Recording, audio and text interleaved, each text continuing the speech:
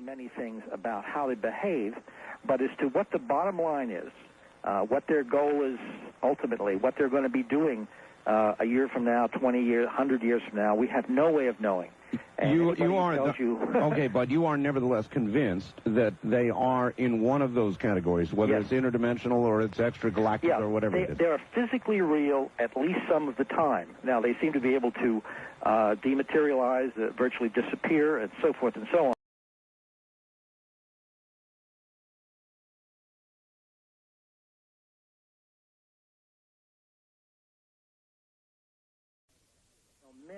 Many things about how they behave, but as to what the bottom line is, what their goal is ultimately, what they're going to be doing a year from now, 20 years, 100 years from now, we have no way of knowing. Okay, but you are nevertheless convinced that they are in one of those categories, whether yes. it's interdimensional or it's extragalactic or whatever it is. They are physically real at least some of the time. Now, they seem to be able to dematerialize, virtually disappear, and so forth and so on. Whether you want to invent a term called interdimensional, or whether we want to just say it's an advanced technology, you can flip a coin. It doesn't really make any difference to me. But the point is that they represent a non-human intelligence from elsewhere, which is of enormous advancement over us technologically and so on. All right, we are a commercial operation, so we're going to do a little of that right now, Bud. Relax for a second. We'll be right back to you. Okay. All right, my guest is Bud Hopkins, and if you've been listening, you well understand what the subject matter is. We'll be right back with more of it. So, are we going to take some calls tonight? Yes, we are. Very interested in that. Yes, well, they're coming up in the next hour, Bud. Good. Absolutely. Are these friendly beings, or are they... what are they? In other words, we see one of these things, what would you advise a person? Walk up and offer your hand, or run like hell? Well, the truth of the matter is you're probably not going to have any choice one way or the other in this. They seem to be able to control the situation as they need to. Now, the basic point about this, which is extremely, I think, central to understand, is that all of our science fiction films and the simple stories and so forth have always dealt with visitors from outside, extraterrestrials or whatever, as one of two types. Either they're going to come as conquerors, body snatchers, etc., right, or they're going to come as saviors to clean up the environment and close up the hole in the ozone layer, etc. They're either going to be, in other words, gods or devils. Yes. And neither one of those descriptions fits what we're getting. What we're getting is, we might call a third world, a third force. They seem to have their own agenda. Their own agenda does not involve any kind of causing of deliberate pain or deliberate hardship or taking over the world or anything of that sort at this point, because they've been here for a long time, and I have abduction cases that go back to 1929. They could have done an awful lot of mischief had they wanted to in the meantime. And, of course, in all of that time, there is absolutely no sign they've done anything to help us out either. Nothing stopped, for instance, the Holocaust. Nothing stopped our dropping bombs on Hiroshima. Nobody stopped the Korean War, the Vietnam War, or the carnage and the genocide that various factions have practiced since then. Nobody stopped the spread of AIDS, the problems of cancer, the difficulties with our planet, the environment. They seem to be bent on their own purposes, which are not malevolent or benevolent. And that's a very tough one to understand. All right, so then maybe they're closer to actually just monitoring what we're doing. Well, they seem to be monitoring it, but they seem to be taking material from us and taking from us with as little disruption as possible, it would seem, as little deliberate disruption. The involuntary disruptions, the side effects of what they're doing, are truly horrendous. I don't think they understand the terror and the confusion and the self-doubt and the family disorders and dysfunctions and so on that follow in the wake of what they've been doing over these years. But I don't see that those are intended results. So they are taking from us our genetic material and our DNA, our particular genetic makeup, because it seems, and this is the basic theme of my book, Intruders, and really this has been replicated and is accepted by virtually all abduction researchers that I know of. They are picking people up in childhood and picking them up again at intervals throughout their lives as objects of study. And they seem to be taking sperm and ova samples and genetic material in what is apparently an attempt to create a mixture of themselves and ourselves, a hybrid being. And quite along with that, they seem extremely interested in understanding our emotions, our thoughts, our feelings about one another, our sense of relationship with one another, love we feel for one another, for our children, and so forth. All of those wonderful human things they seem to lack, and they seem to be very anxious to acquire them. Well, as you look at their behavior, Bud, would you say they're more likely, let's see, how can I put this? Would you say they're more likely our creators, or they are tampering with what has been created? Boy, that's a tough one to answer. I mean, we're out in real deep speculation. I mean, there are a lot of people who talk about them as our creators and so forth. The idea being that we must have some common genetic root for a hybrid program to work. I really don't know how to answer that. My feeling, though, Art, actually, is that on Earth, females carry their babies for 9 months. The fetus is in their bodies. And when they give birth, there's a tremendous sense of connection, of bonding with their children. If you imagine some kind of developed species which no longer reproduces by that method, which no longer has females that go through the discomfort and warmth and everything else of carrying a child inside the body and giving it nurturance and so forth, if they have evolved past that and they somehow need that, they feel that perhaps they've reached some kind of evolutionary dead end. And there are reports that would suggest that, though we can't, again, we're in speculation. Okay, again, that it is they have reached the dead end. Yes, exactly, they rather than us. I think they're envious of us, to tell you the truth. I think that they're gaining spiritual and emotional nurturance from us at the same time that they're taking, forcibly I should say, our genetic material. All right, a lot of people speculate in order to do that, there was with our government or somebody a deal made, Bud, a long time ago, some kind of a technology swap for genetic tampering permission or whatever. I think that's totally without foundation. I think it's even kind of ludicrous, just on the ground that if all we've gotten out of it is some stealth technology, as people allege, stealth planes manage to cost an inordinate amount of money and don't even work very well. I don't know what we've gotten out of it. I don't see anything that we've gotten out of it that any kind of quantum leap in technology. I wouldn't, on the other hand, say that we haven't perhaps found wreckage if they have had accidents and acquired that wreckage and tried to reverse engineer that wreckage in some way to learn what makes their equipment go. But the idea that, I always used to think, this is, under the previous administration, I always sort of made a joke about it, that I always saw the idea of small gray men with clipboards standing in Dan Quayle's office with a list of children they wanted to abduct that week, or aluminum siding salesmen or whatever. I mean, it's just totally foolish. They can do whatever they want to do. They don't have to ask any government permission from anybody. I think that kind of theory gets foisted upon us because a lot of people who look into this have a natural paranoid tendency. And I don't mean that in the strict clinical meaning, but conspiracy theories are wonderful for a lot of people. They abound.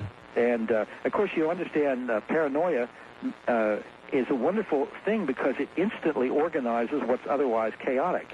If you and I have a flat tire in the afternoon and lose at poker in the evening, we think we had a couple of bad breaks, but the paranoid will tell you who did it to you and why. That's right. So the point is that if there's a lot of paranoia about the UFO phenomenon, there's, of course, tremendous paranoia, and some of it obviously very deserved on the part of belief about the government. So if you can put the two together and say the two are working hand in hand, we've got a kind of very satisfactory thing. All right, you almost speak as though there is not a government cover-up. We're close to the top of the... No. There is one. Absolutely. But there's a big difference between complicity and some kind of a deal that where the government or some branch thereof is, quote-unquote, allowing the aliens to abduct thousands and thousands and thousands of our citizens daily. So, in other words, you think the government may understand that it is here and that they are here and even have evidence of that, but not really know what the story is themselves? Absolutely. I think that their knowledge is far more extensive, I'm sure, whatever branch this is, than my knowledge or anyone else's. But the point is, what can they do about it? I've used this example again and again. If all a president can say is, ladies and gentlemen, they're here and they're flying around, they can outfly anything we have, and they're taking our people on these 1 and 2 and 3 hour abduction events, medical experiments, sperm and ovum samples being taken. They erase people's memories. We have no idea what it's ultimately leading to, whether they're going to be friendly or not. We don't know what this is all about. There's nothing we can do about it. Thank you and good night. We'll talk about it when we hear more. So, in other words, why say anything? You're just going to scare a whole bunch of people and without any. Could you imagine being in the bond market when something like that dropped? No, I cannot. Bud Hopkins, hold on. We're going to take a break, top of the hour, then we'll come back and take phone calls. This is Dreamland. On a Sunday evening, I'm Art Bell. My guest is Bud Hopkins, nation's premier UFO investigator. Get close to your telephone, get ready, because you're about to have an opportunity to speak to him.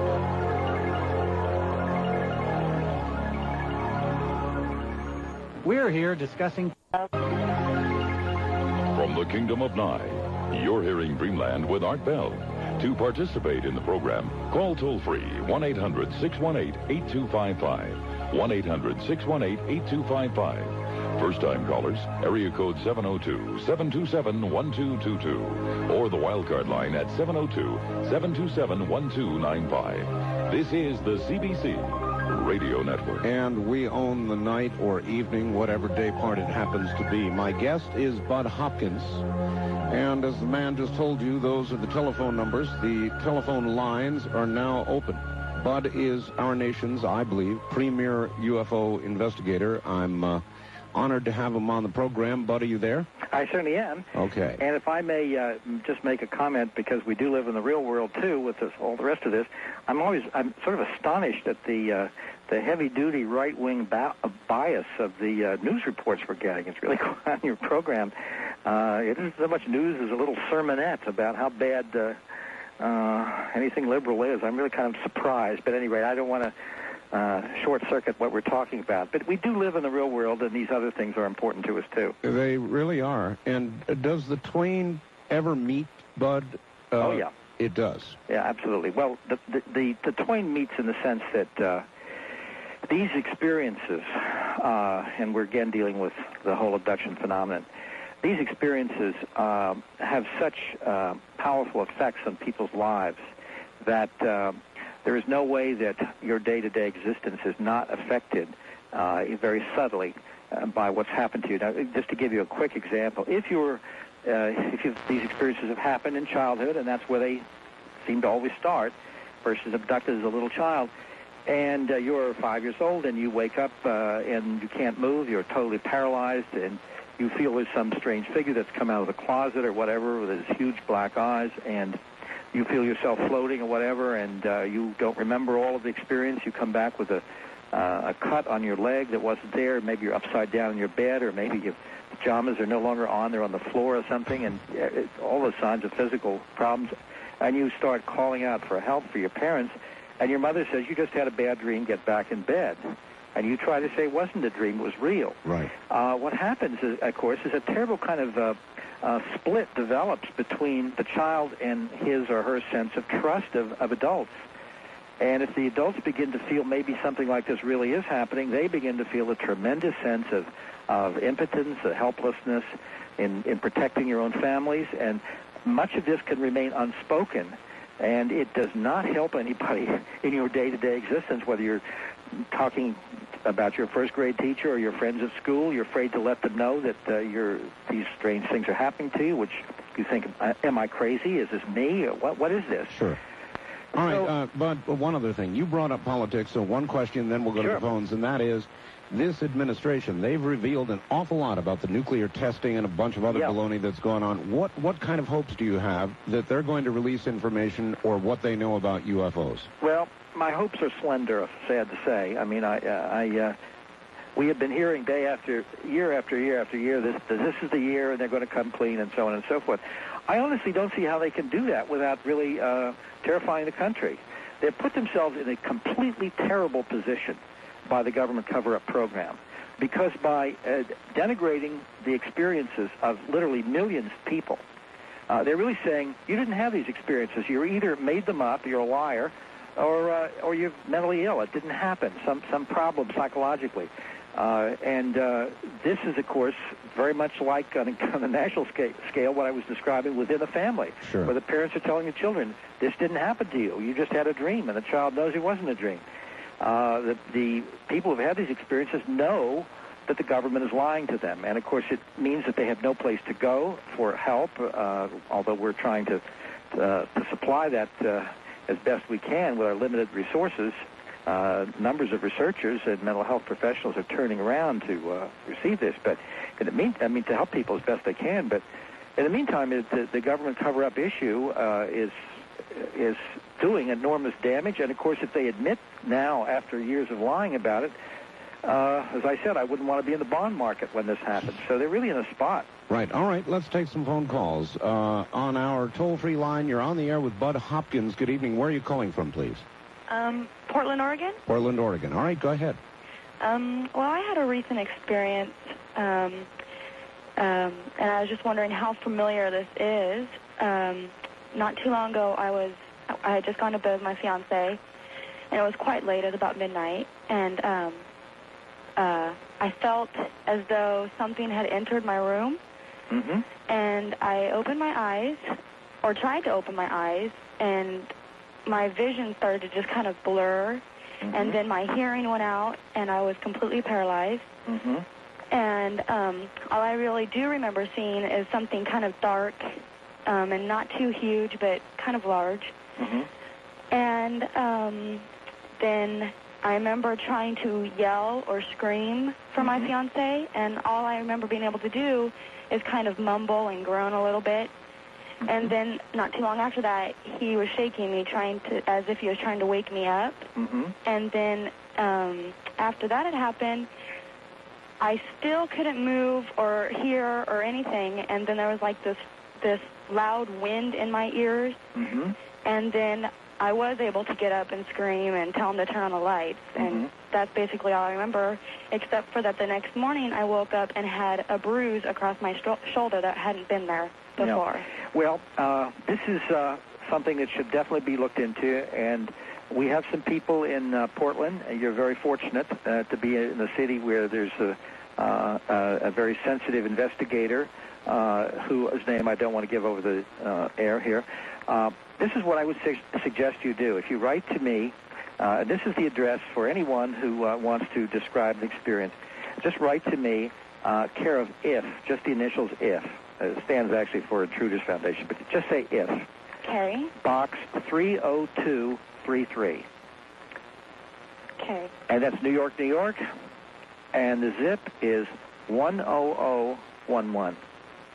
Okay. Now, if you write to me, and we will put you in touch with a very skilled and helpful and very, very warm person, an investigator in the Portland area who has had these experiences herself. And she has a support group and people who can be of help. But your experience should very definitely be looked into. All right. Well, I have another question. Does this usually happen because not too long before that I had kind of a sighting. I'm not too sure exactly what I'd seen, but it was definitely something not usual or out of, kind of... All right. Listen on the radio for us, please, ma'am. Is that typical sighting and then experience? It's not necessarily. Many people have these experiences without remembering a sighting or without having had a recent sighting. According to the Roper survey, it would suggest that perhaps more people have had abduction experiences than have had UFO sightings. So we used to think of the abduction as a kind of a bizarre, very minor aspect of the whole phenomenon, but now I think it's, of course, the central purpose, and UFOs are, as it were, the getaway car. As I pointed out, we spent originally, before we accepted the idea of abductions, we spent many years trying to get the license plate number on the getaway car without having figured out what the crime was. Right. So UFO sightings are not necessary for someone to have had these experiences. All right. On the wild card line, you're on the air with Bud Hopkins. Good evening. Where are you calling from, please? Good evening. This is Fritz from Los Angeles. Los Angeles. Yes. Okay, Fritz. Go ahead. Now to a very serious, sensitive subject about the alien. Way back in 1965, I learned about two alien federations on a cosmic doorstep. Now, the kind ones with a democratic, utopian, free will belief, and the not-so-kind ones with a socialistic, I'm your leader, you will follow me system. What I want to say is that for hundreds of years there has been a great conflict over who will connect with this solar system. Now, my question to Bud is, have you heard in your research run into this conflict about the two alien races out there who want to see this, take over the Earth sooner or later? All right, thanks, Fritz. Well, we've got the left and the right in this country. It's kind of a question about extragalactic politics. I would say that what's been described here is essentially, with all due respect to Fritz, it sounds to me like the kind of projection that we get from people who want to put this in the duality of gods and devils, gods and demons, and so forth, that I was talking about earlier before. I haven't seen in the 18 years I've been doing this kind of research, I haven't seen any sign that we have different groups doing specifically different things. Now, we have different physical types described from time to time, but they very often are seen in the same ship doing the same kind of work with human beings that I've been describing. Do you think that they are in contact with each other, aware of each other, or could we, are we being simultaneously contacted or sporadically contacted by many different groups and different origins? Very hard question to answer, Art. What I said, though, essentially is, as an example, in one California case,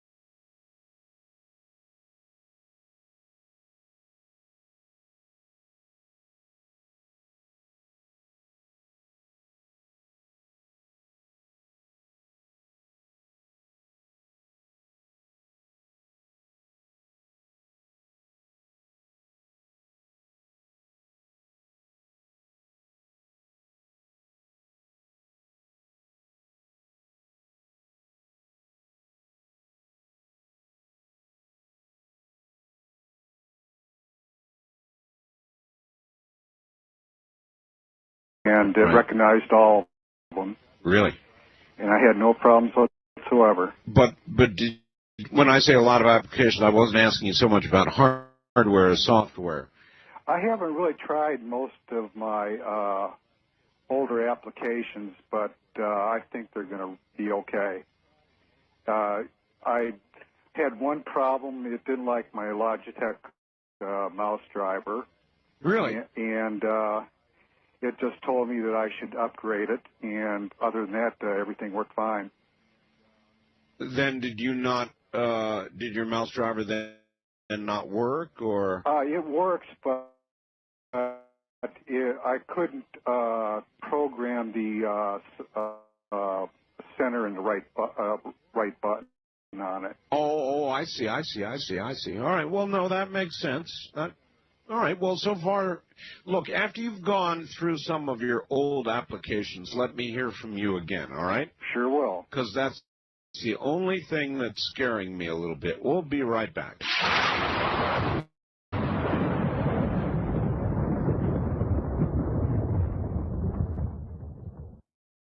West of the Rockies, you're on the air. Yeah,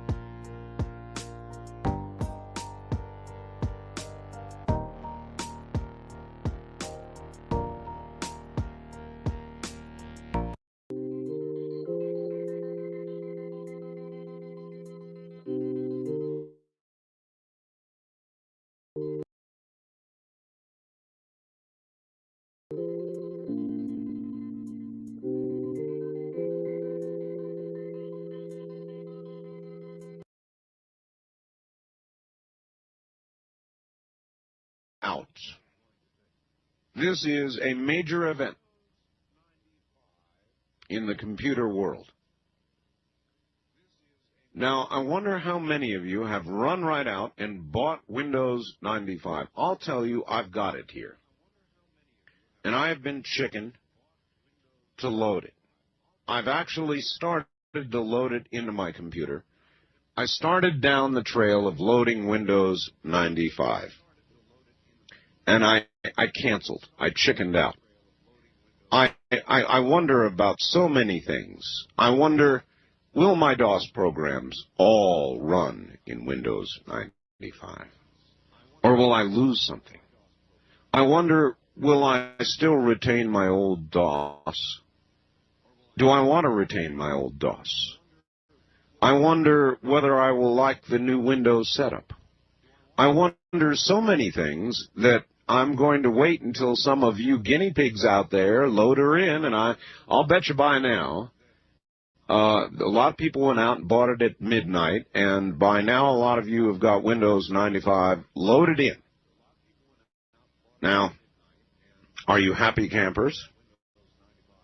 Or are you, I've got so much in my computer. My computer, has become so important to what I do that I'm scared to take a chance. I admit it. I'm scared. Now, I'm going to do it, but I'm going to do it after I hear from a number of you who call and say, Art, I just put Windows 95 in. God, it's the best thing that's ever happened.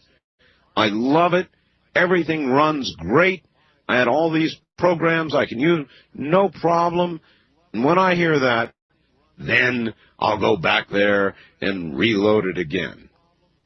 What I really need is a copy of Windows 95 on 3.5 so I can get it into my laptop as well. So anyway, I'm sitting, I'm waiting, I'm worrying, thinking, and I'm waiting to hear from all of you. Those of you that are in the process right now, right this very moment, of loading Windows 95, by all means, call up and assure me. Or tell me I was right to wait. I just heard on the Associated Press that the release of Windows 95 in Seattle was one of the most major events they've ever seen. There were people waiting at midnight to grab it. And so I know that a lot of you have, probably as you're listening to me, you're loading in Windows 95. Actually, you ought to have it loaded by now, unless you did something wrong. And so I am opening a Windows 95 line only for those people that have just installed Windows 95. I want your immediate opinion, your review. This is live talk radio, and I might add, we're on in the Seattle area, as you all know, on KOMO and then earlier on KVI. And so this is it, folks. Windows 95 line exclusively for this whole hour. First-time caller line, you're on the air. Hi. Hello? Oh, I'm sorry. This is my Windows 95 line. You better believe it. Where are you? I'm in San Jose, California. Okay, turn your radio off. It's off now. Okay. Did you just get Windows 95? I just got it tonight. I installed it. Yes? The installation went absolutely perfect, and I love it. Really? Yes. Now, do you miss having all the icons arranged neatly on the screen the way you did with your previous Windows? No, I mean, it's different, but you adjust to it right away. Really? Yeah. All right, now, how about, I'm going to keep asking this, are all your DOS-based programs playing okay in Windows? Yeah, I just played Panzer General, and it was perfect. And I tried Aces over Europe, and that ran perfectly. So far, those two games, which are pretty advanced, complex games, ran flawlessly. How much memory do you have? 8 megabytes. And by the way, my system is running faster than it's ever run before. Really? It's a 486 50 megahertz system. 50? Yeah. Well, that sounds like a pretty good review so far, so you're a happy camper. Right now, I am 100% happy. I even accessed... Now, did you install this over 3.1? I sure did, yeah. Okay. And by the way, I also successfully accessed America Online, went into the Internet, went into World Wide Web, and everything worked perfectly. All the graphics look proper? In fact, the graphics came up faster than they had ever come up before. I couldn't believe it. Now, so you're almost getting me interested here. Yeah, I was very skeptical, very skeptical. I was not going to do this. Did you run out and buy it at midnight? I sure did. Yeah? Yeah. Huh. Yeah, right now this looks just fantastic. All right, well, that's very encouraging, very encouraging. It really is for me, too. All right, my friend, thank you. Okay. There he is. Now, see, that's good to hear. I admit it, I'm afraid of it.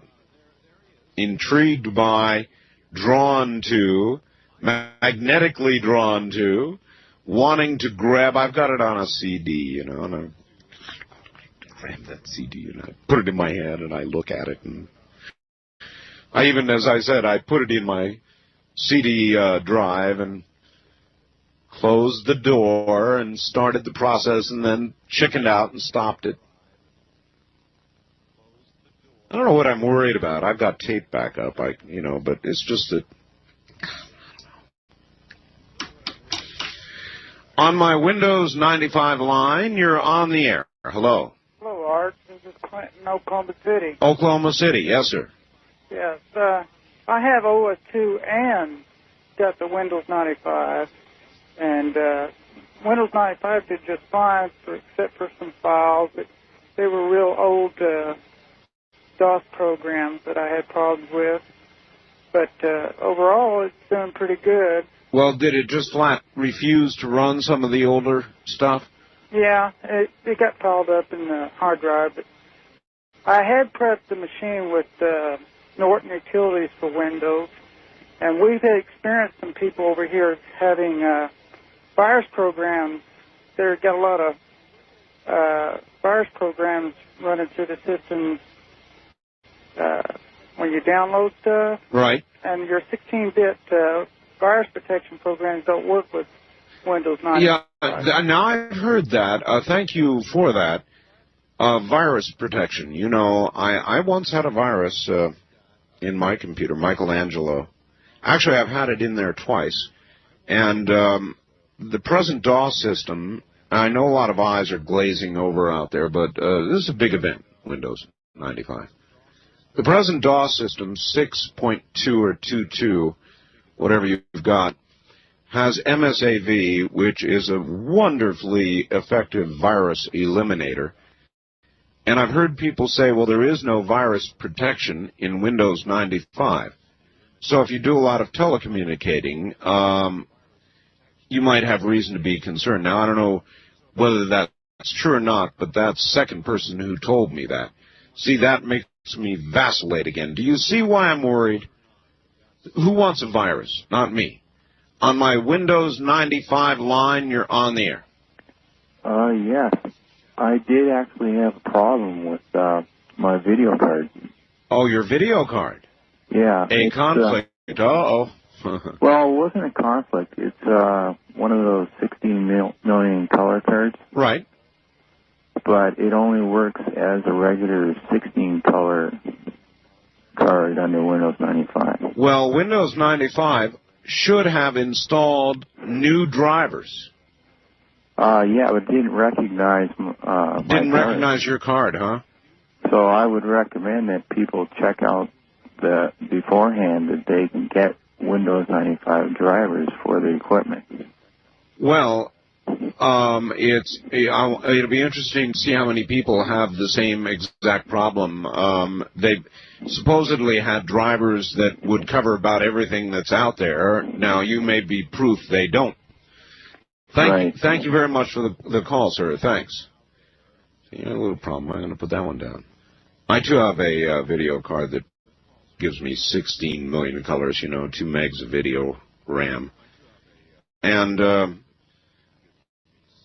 I know I'm kind of being chicken, but I'm one of those who I'm so happy with what I've got now that it's hard to imagine I could be happier. My computers are running at the moment. You know, you can get very angry at them, and it has not always been this way. But they're running very well. And so there's the old saying, don't fix it if it ain't broken, right? Well, it ain't broken. Nevertheless, the temptation to fix it remains. Windows 95 line, you're on the air. Hi, Art. Hello. I was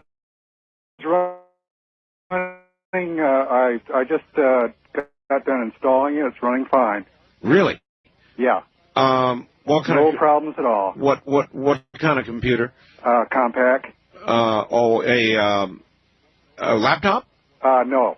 No. It's a regular floor standing model. 486? Yeah. How many megs of memory? 16. 16. Okay. See, I've got 8. I haven't updated yet, but I understand it runs on 8 okay. Yeah, it's doing multitasking real smooth. Yeah, that's what I've heard. Do you have a lot of applications? I was defragging my Bernoulli drive. I've got several drives hooked up and several SCSI devices, and it recognized all of them. Really? And I had no problems whatsoever. But when I say a lot of applications, I wasn't asking you so much about hardware as software. I haven't really tried most of my older applications, but I think they're going to be okay. I had one problem. It didn't like my Logitech mouse driver. Really? And it just told me that I should upgrade it, and other than that, everything worked fine. Then did you not, did your mouse driver then not work, or? It works, but I couldn't program the center and the right button on it. Oh, I see. All right, well, no, that makes sense. All right, well, so far, look, after you've gone through some of your old applications, let me hear from you again, all right? Sure will. Because that's the only thing that's scaring me a little bit. We'll be right back.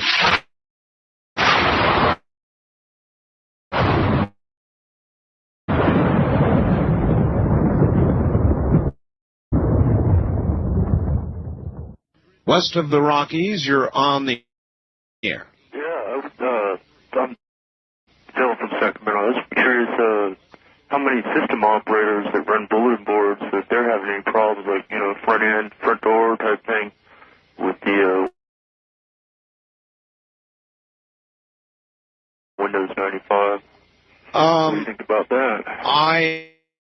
I'm skeptical like you. I know. I'm going to put this thing in there, man. I'm doing fine under DOS and Windows 3.1. I know. I've heard, though, and this is the truth, that I think it's the truth, that bulletin board operators are going to love it more than almost anybody else because of the true multitasking, a real advantage in bulletin board operations. So that's curious, because I read a lot of quick mail and stuff like that, it's offline mail for people to understand what that is. But anyhow, there's a lot of articles in there of problems after problems after problems with Windows 95 that I've read. Nothing but problems for, you know, like system operators and stuff. So yeah, well, look, I'm with you.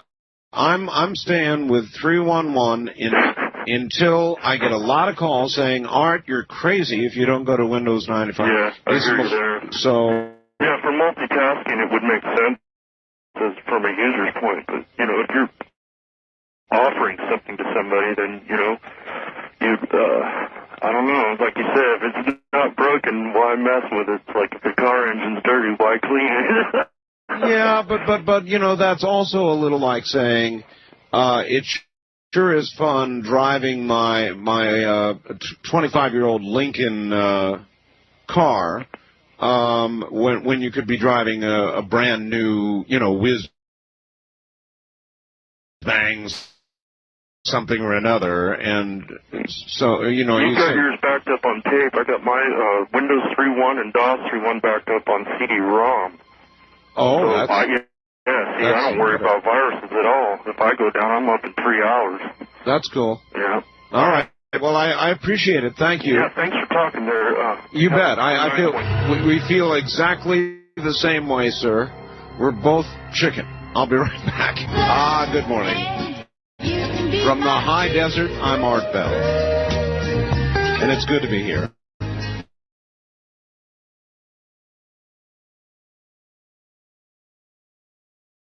I'm tempted. I'm so tempted. I've got a Windows 95 line open, Windows 95 only. On my Windows 95 line, you're on the air. Good morning, Art. This is Jim, San Francisco, KSFO. Hi, Jim. How you doing? Oh, great. Yeah, I'm going to hold off on that kind of stuff for a while. I got 3 to 1, but it's always best to wait about 6 months or a year. Well, of course, that's the wise thing to do, and it's the sensible, or to use a Bushism, a prudent thing to do. Yeah. But I'm dying to put it in there. Yeah, probably won't notice that much difference. I mean, more like other than multitasking, you won't notice that much difference anyway. Oh, I don't know. People are saying it really is, that it really is. It's an utterly, completely different operating system. It's using a new DOS 7 something or another. And you're right, it multitasks, and it's fast, and it's user-friendly, and all the rest. It's really tempting. Yeah. Are you Pentium-based? No, I've got a old 66-2 here, and I've also got a 100 megahertz laptop. Yeah, I got a 46 laptop. What kind of RAM are you using? Do you use more than 4? No, yeah, 8 megs in both computers, and I've got a 540 hard drive on both. Yeah, you'd be all right. So, I've got